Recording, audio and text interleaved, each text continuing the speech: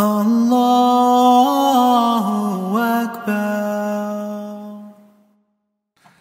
Thank you, Dr. Ilyas. To President Naeem Beg, to Tariq Rahman, to Hamid Siddiqui, Javed Siddiqui, certainly Dr. Jamal Badawi, who is a renowned scholar.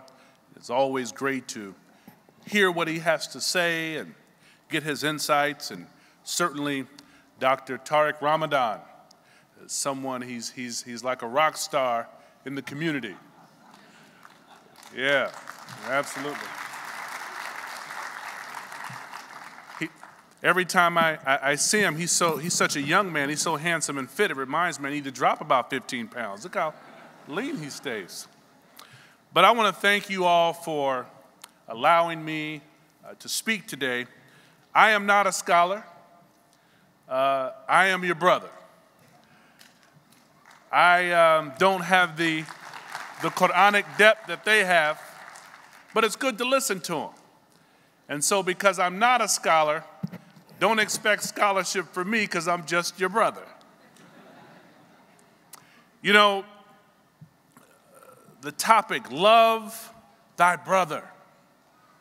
How we can become engaged in the political process. I got my start in 1984. A gentleman by the name of Jesse Jackson was running for President of the United States of America. And my grandmother was selected to be a delegate, so we went out to San Francisco. And he didn't get the nomination, but in 1984, I came back to Indianapolis, registering voters, even though I wasn't old enough to vote myself. I was energized and charged up, but I didn't want to be a politician. But I enjoyed seeing what elective politics could do for other people. The years went on. In high school, we organized the first effort to have the first African-American history class taught in our high school. And even in that high school experience, as a teenage Muslim, I and another young brother, we were arrested at a local mosque because law enforcement tried to not only attack Muslims, but come into the mosque without justification. And as a result, there were Muslims who came to the then juvenile center, and there were community leaders and faith leaders to call upon them to release us, and they ultimately dropped the charges. But ironically, went to school, and I ended up becoming a police officer. And through that experience, working in homeland security, in counterterrorism, and counterintelligence. And I know there was a time pre-9/11, I remember going to the masjid, trying to register brothers and sisters to vote.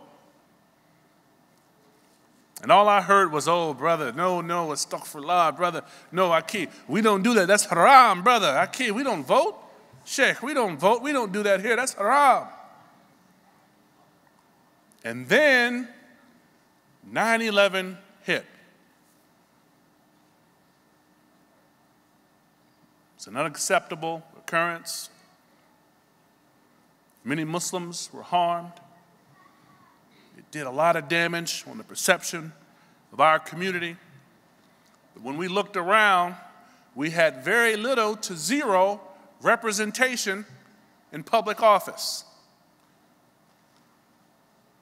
Out of all of the great attorneys in our community, all of the phenomenal engineers and scholars and physicians, we had nearly zero representation in public office. We had a few mayors scattered in certain municipalities, towns, 1 or 2 councilors. We had a judge, I think 2 judges. One of them happens to be my father-in-law, Judge Shahid. but we didn't have any representation. In post 9/11 reality, we sought to build masjids, and we were met with local opposition. From who? The zoning board. The same communities that our physicians serviced. It was difficult.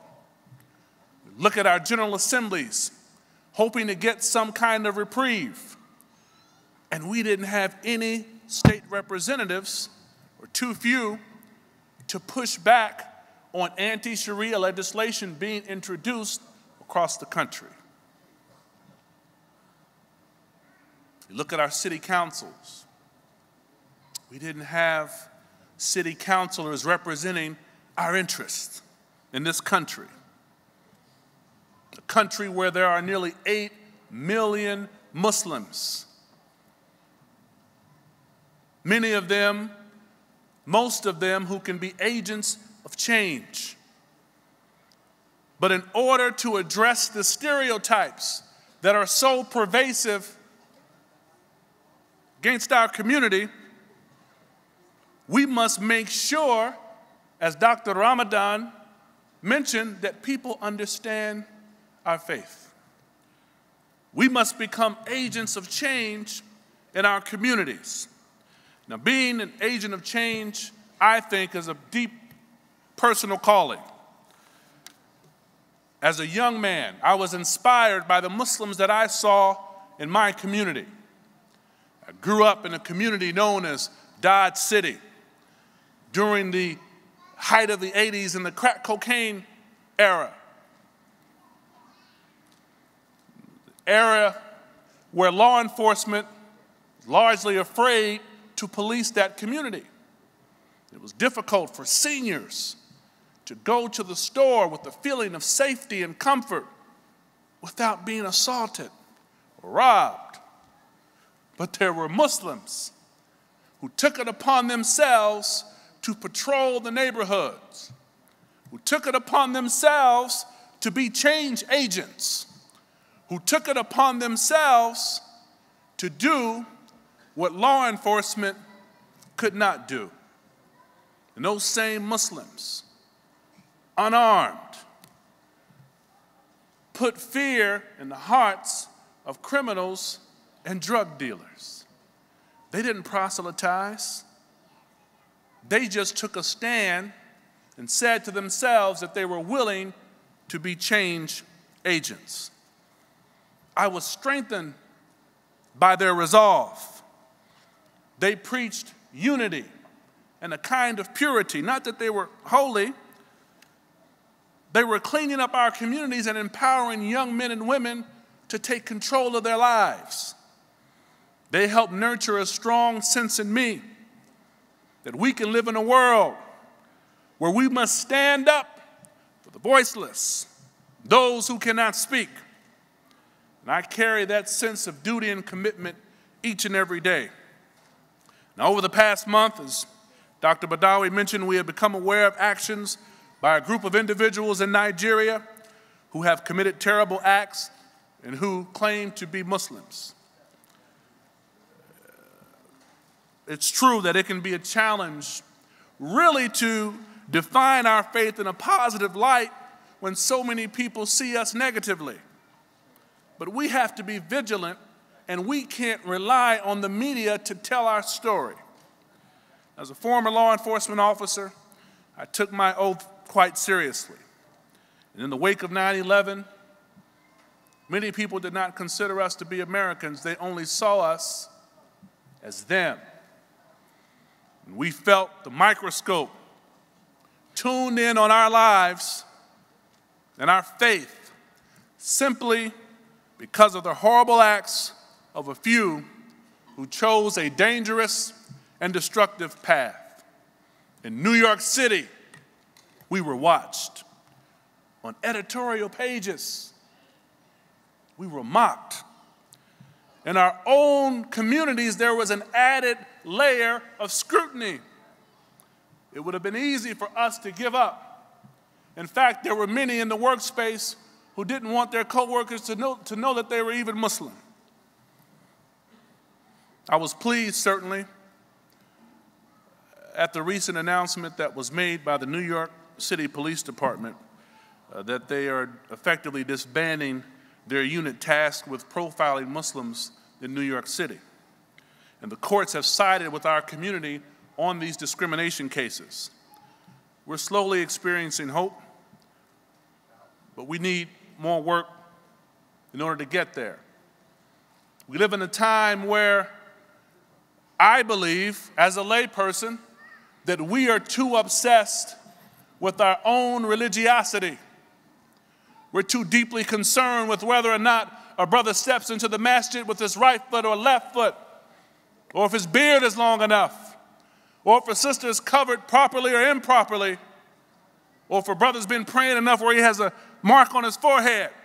But law enforcement continues to spy on our communities without having met the reasonable suspicion or probable cause test. There are more important issues for us to focus on right now, brothers and sisters.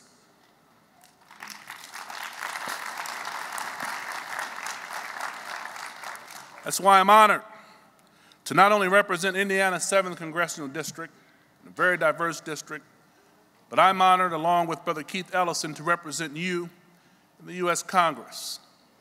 But for me, it's not enough. It's not enough for me just to have a pen to be called Congressman. I'm unsettled. Dr. Ramadan talked about raising questions.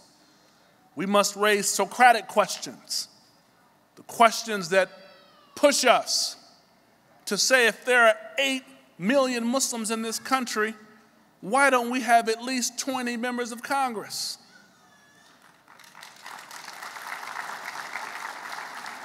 I was told that in Montgomery County alone, there are over 70,000 Muslims. It takes us nearly an hour to an hour and a half, alhamdulillah, to raise $1 million to build a new masjid. Allahu Akbar. But we refuse to use that same kind of fervor to put someone in a city council, to put someone in the mayor's office, to run against the governor, to put more members in Congress. $1 million could certainly put at least 10 folks in the city council. $1 million could unseat a U.S. congressman, and it could put a challenge up against a U.S. senator. But we don't see ourselves properly. 70,000 Muslims in Montgomery County alone. Imagine if 20,000 Muslims gave $100. How much is that for my mathematicians? How much is that? What'd you say, brother? How much? $2 million. $2 million. $2 million is enough to launch an effort to have the first Muslim congresswoman in the next 5 years with just $2 million. $2 million is enough to start our own super PAC. But it's not about running for politics or running to be a politician, because I don't think that that's everyone's calling. But it tells me that if we could just raise $2 million for every state representative who wants to introduce an anti-Sharia bill, doesn't even know the religion, we could invest $50,000 in the race of his opponent to wake him up. With $2 million for every U.S. congressman who wants to have a hearing on Muslims like Peter King, we need to raise $2 million to unseat him or to shake him up enough to let him know that we have leverage and you will not criminalize and demonize our communities. That's just out of Montgomery County.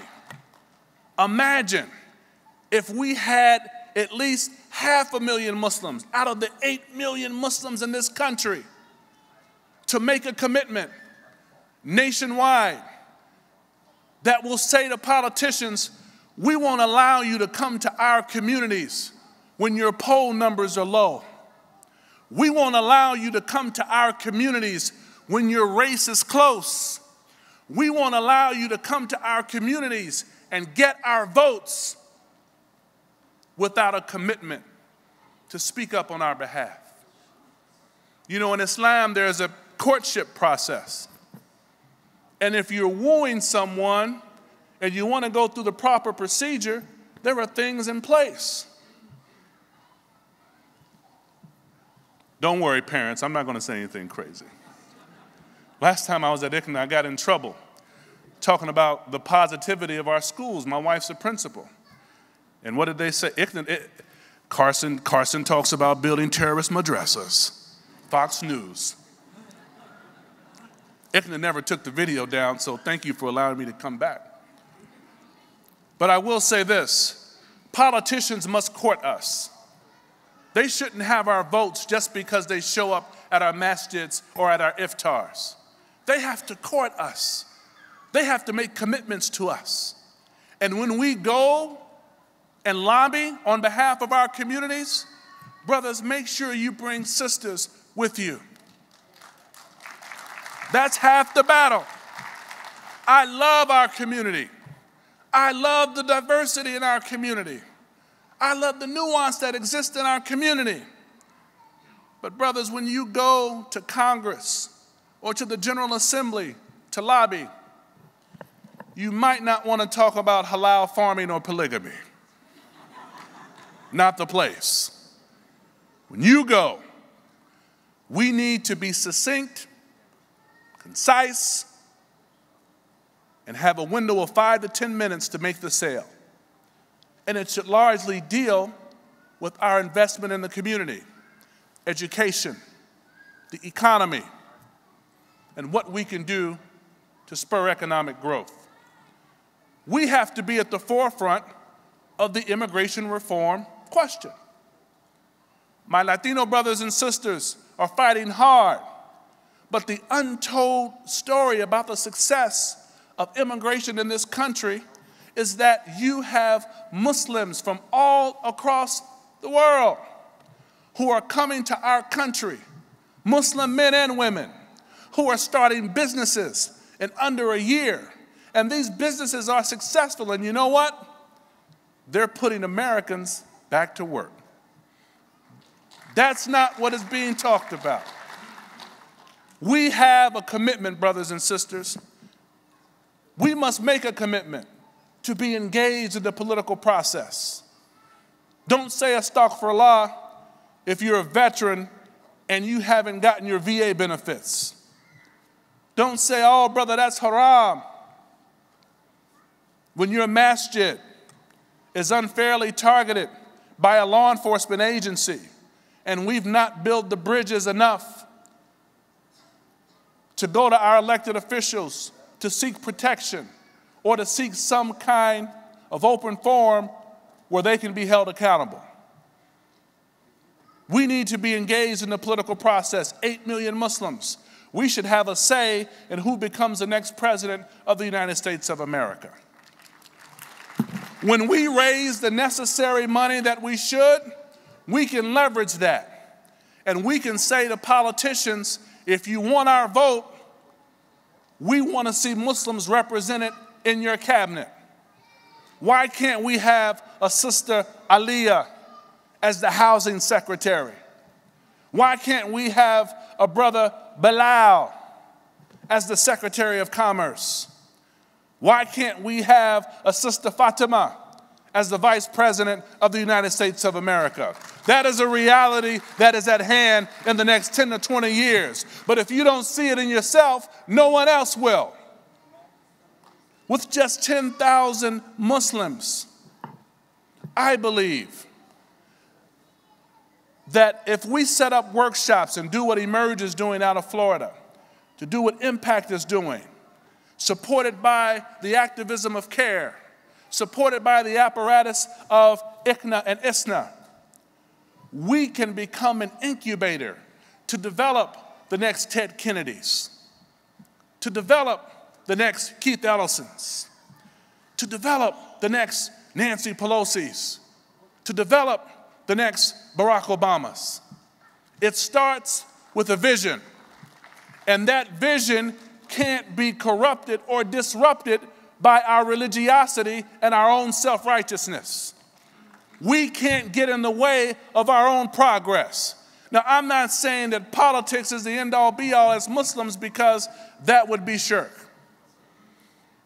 But I am saying that if you're placing all of your hopes and faith in an elected official and you've become disillusioned or disappointed, then brother, you've already committed idolatry. You've already done it.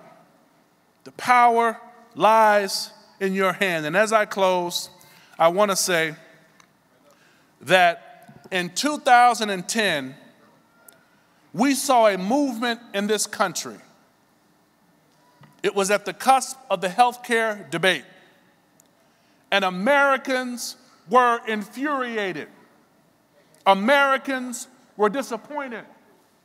Americans had had enough with their elected officials. And we saw a vote the bums out movement. Vote the bums out. Vote the bums out. Vote the bums out. And Americans voted the bums out and brought in lunatics. These same folks who claim to want to take our country back to a mythological good old days, they oppose what is right for this country. They were willing to shut the government down for 2 weeks. What they forgot was that when they tried to get on an aircraft, they couldn't leave because they had laid off the air traffic controllers and all the federal workers. So they had to go back and have another session. We need to have a movement where not only we can hold elected officials accountable who represent your and my interest, but that we are unified enough to vote out those who seek to undermine our community by trying to get votes through the process of Islamophobia and demonization. Are you with me? I want to challenge you this year. Your primary is in 2 months. If you're not registered to vote, please go vote and study the candidates. If you're good with writing, help out the local school board race. I ran for the school board years ago and I lost my first race in the school board. That's a great place to start. If you love talking to people, help out with the mayoral race and do phone banking. If that's not your thing, if you love foreign policy, then make yourself available to a member of Congress or a U.S. senator and help advise on policy issues. You can have a contribution and you can make a contribution without even being an elected official. But until people see your value, they will never utilize our community when it comes time for the election. Jazakallah khair. Assalamu alaikum wa rahmatullahi wa barakatuh.